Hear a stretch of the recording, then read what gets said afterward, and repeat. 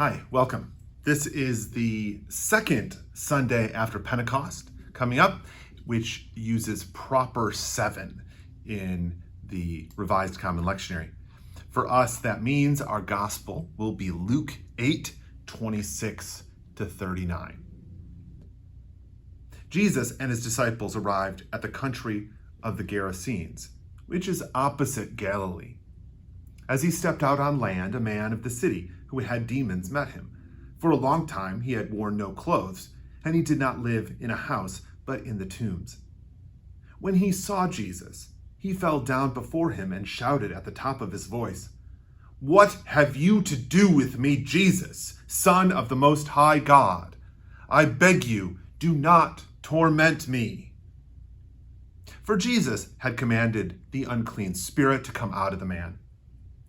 For many times it had seized him. He was kept under guard and bound with chains and shackles, but he would break the bonds and be driven by the demon into the wilds.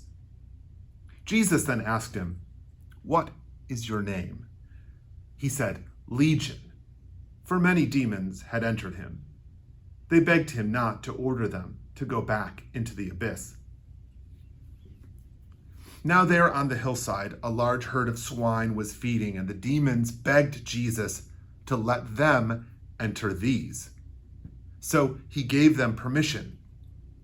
Then the demons came out of the man and entered the swine, and the herd rushed down the steep bank into the lake and was drowned. When the swineherds saw what had happened, they ran off and told it in the city and in the country. Then people came out to see what had happened.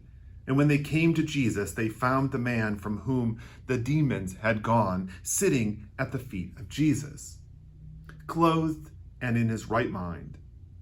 And they were afraid.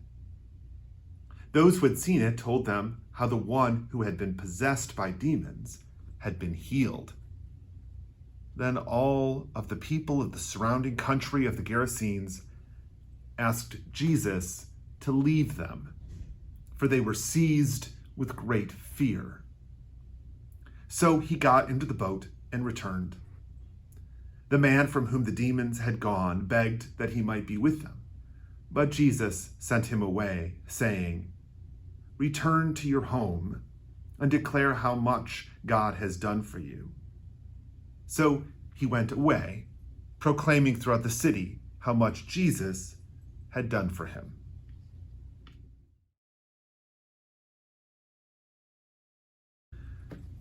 So this is a rich text. Now, first of all, we're returning to Luke after having spent a lot of time in John, but remembering that it's been several months. So we have to go back to January and early February before we sort of moved off the basic storyline of the Gospel of Luke, because we had to do Lent and we had to do Easter. So now we're back into the basic story. So this is our first Sunday back into it, and we get this rich, vivid story that most of us remember. So this story has these 3 great elements. One is the ostracizing of this man and this torment of this man, and the sort of demonic character and the interesting things that Jesus has about demons, that all the demons seem to know his name. We could also talk about the pigs and this strange moment when the demons seem to suggest that to Jesus that they should go into the pigs, that this would be a better solution than anything else. But then what do? What happens when they get inside the pigs and out of the man? They run off a cliff and kill themselves. But the last one, that's the one that I think is the biggest trouble for us. So I'd love to highlight that one. So in the end, right, and all of these demons have been exorcised from this one dude. And he is so thankful. And the people are afraid. Now, this is the opposite response than the one we expect. We expect people to be excited, but he's not. They're not. Nobody's excited except this dude. The rest of the people are afraid. I think conceptually, based on how the text flows and the stories that surround it, there is an implication of the size and scope of Jesus's power here. That up to this point, Jesus has healed individuals, and he has healed and has exorcised many demons, but always a demon or two from an individual.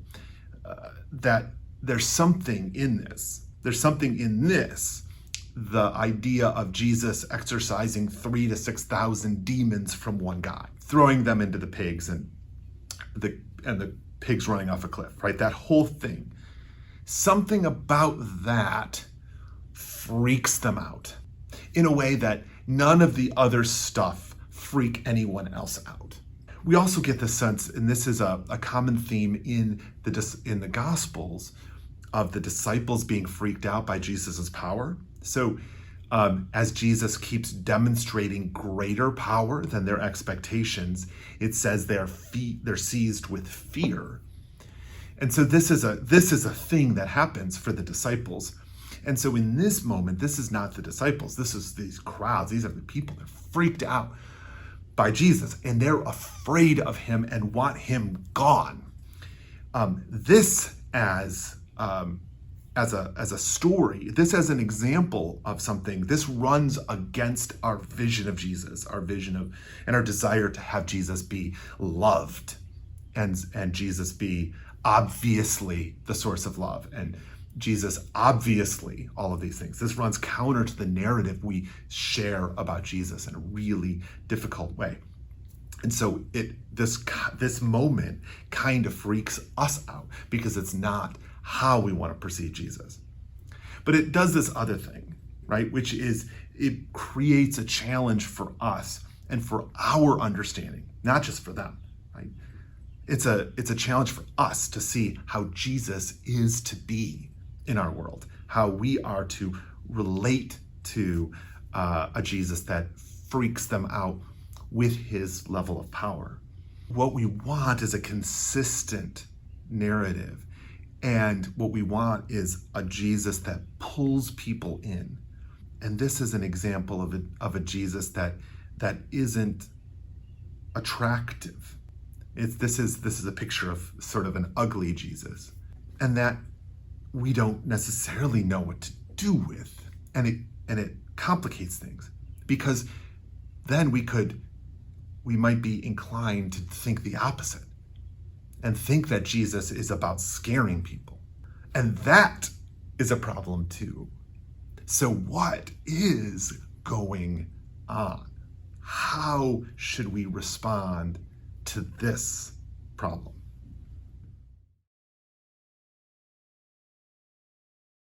In a lot of ways, our problem is that we have this weird relationship with fear. That we think of fear, we think of pain, we think of these, and suffering, right? We think of these things as 100% bad. We think of these things with the most negative of connotations.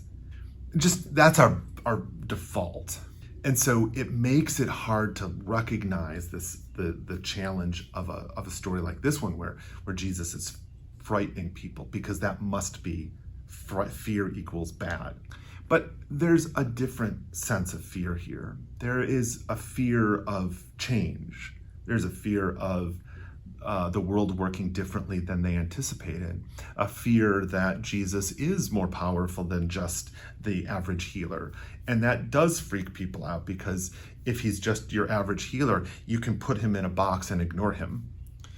But if he's bigger than that, then you then have to deal with the fact that this Jesus dude is more significant. That's frightening too. The narrative itself doesn't actually dwell on their fear. And it also doesn't use the fear just as background. This is an essential part of the story. Because what happens? What is the sequence here? Jesus heals this man, right? He frees him. He frees this man who was literally shackled, right? And figuratively shackled by thousands of demons. He has freed him. And what is the man's impulse? To follow the man who frees him. Follow him into freedom. Leave this place of prison and find him follow him to the ends of the earth. It's a bit like a life debt, right? He saved his life, so now he owes him his life until he can repay that, right? And Jesus says no. And so he's not sending, there's a way in which, again, our sort of narrow focus is sending him back into this place of torture. But why isn't he being freed of this place? And that's our vision of narrowly destroying this community and sort of evaluating and calling this bad and calling it all wrong, when there's something else happening. And Jesus is giving this man the opportunity to witness the work of God in this neighborhood to his frightened neighbors. And there's something about the gospel, particularly these gospels, particularly in Luke, in which the disciples are not number two in the hierarchy, right? It's not Jesus at the top, the disciples, the hangers-on, the crowds, and then everybody else, right? There's no hierarchy of greatness here that we impose on it.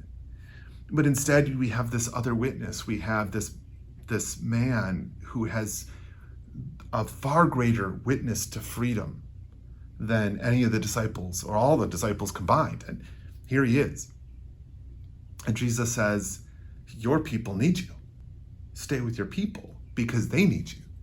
It is a moment of affirmation and support. There's a way in which we need to recognize how Jesus is elevating this man, that our culture would think we're dismissing him or that he's not as important as the disciples. He needs to get numbered among the disciples. He needs a name. And yet in the way this narrative actually plays out and in the sort of theological underpinnings of the Gospel of Luke, this man has an extraordinary work to do. That's for him to do. And Jesus gives him that charge to do the work. And there is such grace in this story. This is a story of true liberation and opportunity and freedom in Christ to do what we are called to do is beautiful. So may we reflect the beauty of that same grace. Be well, and may God's blessing be with you.